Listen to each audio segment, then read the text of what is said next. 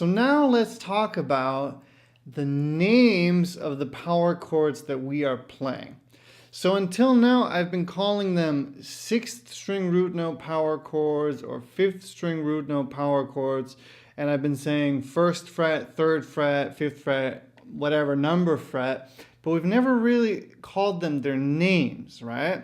And that's going to be extremely valuable to you to know their names so that when you see it on paper, you'll know how to find these power chords, right? Or any other type of bar chords, which we're going to be talking about later as well. So it's going to go like this. If you check out my picture chord book that's also attached in this lesson, you will see the musical alphabet. So the musical alphabet has 12 notes, and it's like a clock. It goes around in circles. So it starts with A, then it goes B, C, D, E, F, G. And between A and B, there's what's called a sharp or a flat, and that also happens between other letters as well. And that's why we have 12, okay? So you can see all of that written out really well in the picture chord book, and you'll have a visual for that, okay? So study that a little bit. I'll put the page number right down here. And what we're going to be doing is basically, let's say now we're on the 6th string root note, right? All you're going to have to know is the name of the note on the 6th string, okay? So I know, because I've been playing guitar for so long, that this is the note F, okay? And since I know that this note is going to determine the name of the power chord, I know that I'm playing a F power chord, okay? Now, if we study the musical alphabet, we'll know that after F comes the note F sharp or G flat. Again, you can see this very clearly in the picture chord book, okay? So if I go one fret further up, now I'm playing a F sharp power chord or a G flat power chord, okay? Since it can have two names. It could either be named F sharp or G flat, depending on whether you went up a note or down. So if I'm on an F and I go one half step up, I've raised the note, which is called a sharp. And if I'm on G and I go one half step down, I've flattened the note, which is called a flat. So it's either a G flat or F sharp, depending on whether you went up the fretboard or down the fretboard, okay? So this is now a F sharp power chord. If I continue to go up, now it's a G power chord. Now it's a G sharp power chord. Now it's an A power chord, and so on. Okay, so the beautiful thing is that I can take this shape and I can push it up and down the fretboard of the guitar, and depending on the name of the note of the 6th string, since we're now playing the 6th string root note, we're going to know exactly what the chord is called. Now, with power chords, on paper, they will be written out as a 5 chord. So a G5 or A5 or a F sharp 5 or a B5, right? It's always going to be a 5, okay? And that's how you're going to know. So if it says a F5 on paper, you're just going to have to know where the note F is, and you're going to have to memorize that. There are no shortcuts. But in my book, if you read the pages where I talk about that, I explain exactly how you can do that the best possible way, the most easy way. Okay, and we can talk about that a little bit here too. So F5 on paper, if you know that this is the note F, you're just going to grab that power chord, play it, and you're automatically playing an F5. If you see it says a C5, you're going to go to the note C, which is on the 8th fret. This is the note C, and you're going to know that you're playing a C5 or a C power chord, okay? The same exact principle applies to the 5th string root note power chords, okay?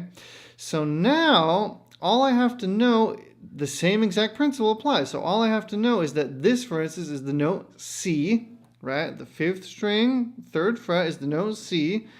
Therefore, I am playing a C power chord. Again, with those power chords on the 5th string root note, you're going to have to be careful of the 6th string note that it doesn't ring out, right? But other than that, that's all you have to know. You have to know the name of the note, and you have to be careful this note doesn't ring, right? So let's say you want to play a D5. You just have to go to the 5th fret, which is a D. This is the note D. And there you have it. There's a D5.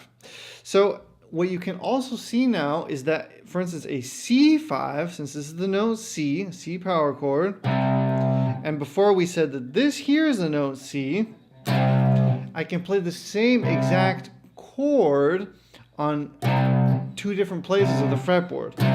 So depending on the situation, if I have to get to that chord really quickly, let's say I'm here and I need to get to a C, I don't have to go all the way over here to play it.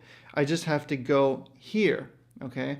And that's why it's really, really useful to memorize the names of the notes on the 6th string and on the 5th string, because that way you're always going to know exactly where your power chords are and your chords in general, and you're going to be able to, as quickly as you need to, get to the ones that you need, okay?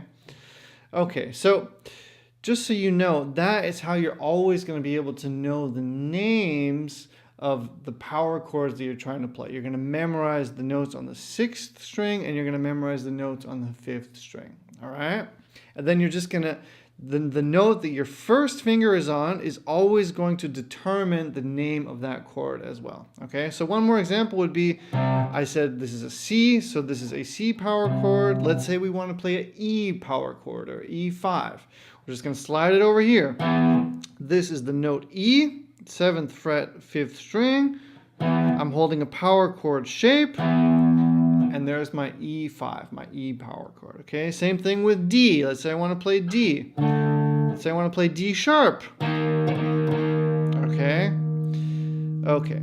So now let's talk quickly about, and this is also described in the book, about how to memorize these notes the best possible way, or what I normally recommend. So what I recommend is starting on the 6th string and then memorizing the notes that don't have a sharp or a flat first, okay? So that would be on the 6th string, E, F, G, A, B, C, D, and E, okay? So the musical alphabet, as I said, is like a clock, and once you get to number 12, you go 12 half steps up, then you come back to where you started, right? Same as on a clock. If you start at 1 o'clock and you go around 12 steps, you're back to 1. Same thing on the guitar, and that on the guitar or in music is called octave. So anytime you go 12 steps up or half steps on the guitar, every fret is considered a half step, not a step. So 1 step on the guitar is from here to here, not here to here, okay? I don't want to give you too much information though. So just to memorize the notes on the 6th string, E, F, G, A, B, C, D, E. And then it repeats itself. So E, F, G, A, B, right? So you could keep going up, okay? So the way I want you to memorize this is just remember those notes and say them out loud. E, F, G, A, B, C, D, E. Go back and forth. And as I said, between a F and a G is always going to be either a sharp or a flat in between, depending on whether you're raising it or flattening it. So from F, if we go half step up, we have an F sharp. From G, if we go a half step up, we have a G sharp. And that way you're going to be able to remember the notes much more easily. So you're going to start by learning just those ones without a sharp or flat, E, F, G, A, B, C, D, E. And then once you know exactly where they are, it's going to be really easy for you to name what is in between them. Okay? Okay. Again, read that in the book. Take your time with this, and I'm sure that it'll click for you. Okay? Same principle applies on the 5th string. So now we start with A. The open 5th string has the note A. Then we have a B, C, D, E, F, G, A. Again, we're back at our octave, okay? So, all right? And that's how you're going to remember the notes.